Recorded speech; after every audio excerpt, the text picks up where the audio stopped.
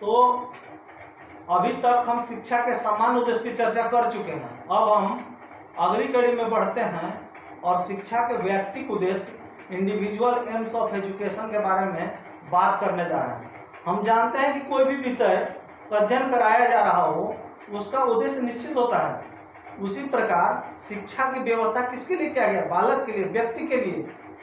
जब बालक के लिए, व्यक्ति के लिए शिक्षा की व्यवस्था किया गया है तो बालक को जानना नितांत आवश्यक है, उसके कारणों को जानना नितांत आवश्यक है। इसलिए यही कारण है कि तमाम जो शिक्षा शास्त्री हैं, दार्शनिक हैं, उन्होंने बालक को शिक्षा का केंद्र बिंदु के रूप में स्वीकार किया। उन्होंने कहा कि नहीं, शिक्षा का उद्देश्य है व्यक्ति का निर्माण करना।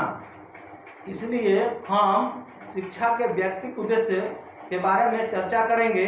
और यह हमको यह भली भांति पता है कि जिस प्रकार मानव सभ्यता का सांस्कृतिक विकास होते गया, वैज्ञानिक उन्नति होते गया, तब शिक्षा का व्यापक उद्देश्य और भी बढ़ गया है। तो इसलिए शिक्षा का उद्देश्य जो है बालक के, व्यक्ति के विकास के लिए है। इस संबंध को स्वीकार करते हुए, इसका समर्थन करते हुए विभिन्न शिक्षा शास्त्रियों का जो विचार है उसका हम अध्ययन करेंगे। उसमें रस्क महोदय कहते हैं कि शिक्षा का उद्देश्य व्यक्तित्व को ऊंचा उठाना या गुण संपन्न करना है। इस व्यक्तित्व का मुख्य लक्षण सार्वभौमिक मूल्यों से युक्त होना है। वहीं पर जीन जैक्स रूसो महोदय कहते हैं, जो प्रसिद्ध प्रकृतिवादी विचारधारा के पोषक हैं, वे कहते हैं कि शिक्षा को इंद्रियों का उचित प्रयोग करके ज्ञान का द्वार खोलना है। फ्रॉबेल का विचार है, शिक्षा को मनुष्यों का पथ प्रदर्शन इस प्रकार करना चाहिए कि उसे अपने आप को प्रकृति का सामना करने का और ईश्वर से एकता स्थापित करने का स्पष्ट ज्ञान हो जाए। टीपी नन महोदय का विचार है, शिक्षा को ऐसी दशाएं उत्पन्न करनी चाहिए जिनसे व्यक्तित्व का पूर्ण विकास हो सके और मानव को अपना मौलिक योग दे सके। वहीं पर जॉन डीवी महोदय का विचार है, शिक्षा के उद्देश्य नहीं होते हैं, उद्देश्य तो केवल व्यक्तियों के होते हैं और व्यक्तियों के उद्देश्य अत्यधिक भिन्न होते हैं। ये विभिन्न बालकों के लिए भिन्न होते हैं और जैसे जैसे बालक उम्र बढ़ती है तो उद्देश्य भी बदलते जाते हैं। इस प्रकार से हम लोगों ने देखा कि जितने भी दार्शनिक हैं, शिक्षा शास्त्री हैं, वो स्वीकार करते हैं कि बालक शिक्षा का केंद्र बिंदु है। इसलिए उसके महत्व को नकारा नहीं जा सकता। उसे किसी भी दर्शन ने नकारा नहीं है कि व्यक्ति का व्यक्तित्व विकास नहीं होना चाहिए। शिक्षा का केंद्र बिंदु उन्होंने व्यक्ति को स्वीकार किया है, चाहे वह आदर्शवाद हो, प्रगतिवाद हो, प्रयोजनवाद हो, प्रकृतिवाद हो या आपका मानवतावाद हो, मार्क्सवाद हो, जितने भी दर्शन हैं, सभी दर्शन ने व्यक्ति को शिक्षा का केंद्र बिंदु के रूप में स्वीकार किया है। चलिए इस संबंध में हम इसके महत्व को विभिन्न दृष्टिकोणों से देखते हैं। जीव विज्ञानियों का ऐसा मत है कि प्रत्येक बालक भिन्न है, अतः उसकी विशिष्टता पर ध्यान उसके शारीरिक और मानसिक विकास को महत्वपूर्ण, प्रत्येक बालक की रुचियों, शक्तियों एवं आकांक्षाओं का अलग अलग ध्यान देना आवश्यक है। वहीं पर प्रकृतिवादी कहते हैं कि शिक्षा व्यक्ति को प्राकृतिक वातावरण से परिचित कराए और बालक का प्राकृतिक तरीके से, एवं स्वाभाविक तरीके से उसको विकास करने में सहायता प्रदान करे।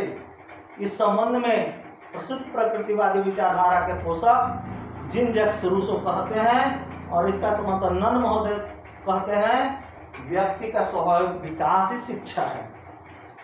मनोवैज्ञानिकों का ऐसा विचार है, कोई दो व्यक्ति एक समान गुण के नहीं होते हैं, इसलिए उनके लिए निश्चित तथा कठोर पाठ्यक्रम का होना अस्वाभाविक है, यह गलत है। बल्कि उनके लिए लचीला हो, समयानुकूल हो एवं उचित पाठ्यक्रम का निर्माण होना चाहिए।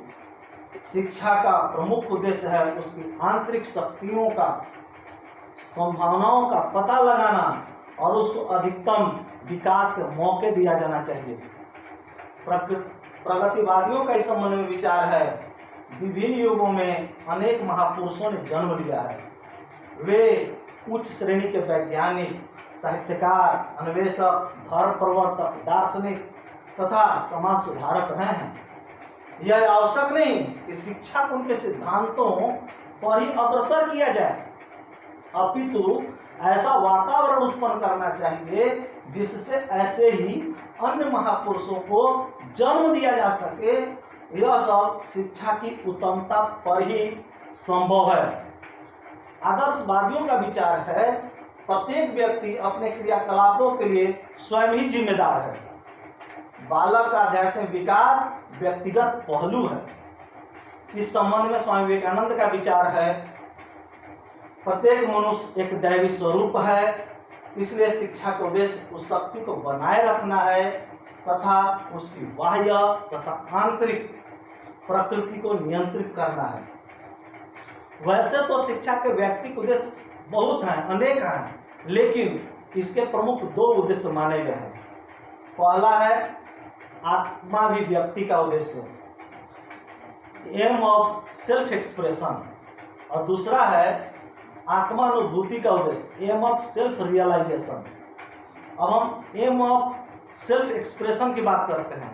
आत्मानुभूति का उद्देश्य, प्रकृतिवादियों ने इसको सर्वाधिक महत्व दिया है। उनका ऐसा विचार है कि व्यक्ति को प्राकृतिक वातावरण में संभावित प्रगति की सीमा तक विकसित करना चाहिए। उसको स्वतंत्र रखिए, अपने तरीके से विकसित होने दिए, स्वाभाविक तरीके से विकसित होने, उसमें किसी प्रकार का कोई रोक टोक नहीं होना चाहिए। यह शिक्षा का उनके नजर में प्रमुख उद्देश्य है। उसे उचित वातावरण दिया जाए जिसमें वो अपनी आंतरिक शक्तियों का अपनी इच्छा अनुसार प्रदर्शन कर सके। इसमें विकास जो होगा वो कोई जरूरी नहीं है कि समाज के हित में ही होगा। अगर इस प्रकार का अगर हम विचार हर एक बालक के लिए रख दिए, ऐसा शिक्षा की व्यवस्था कर दिए, ऐसा उद्देश्य रख दिए, तो कोई जरूरी है कि हर एक बालक वह समाज के हित में करेगा। अधिकांश जो होंगे वह समाज विरोधी होंगे, वो स्वार्थी होंगे, निर्दयी होंगे, उनमें पाशविक प्रवृत्ति का विकास हो जाएगा, वे अहंकार से युक्त हो जाएंगे, जो समाज के लिए अहितकर होगा, विरोधी होगा।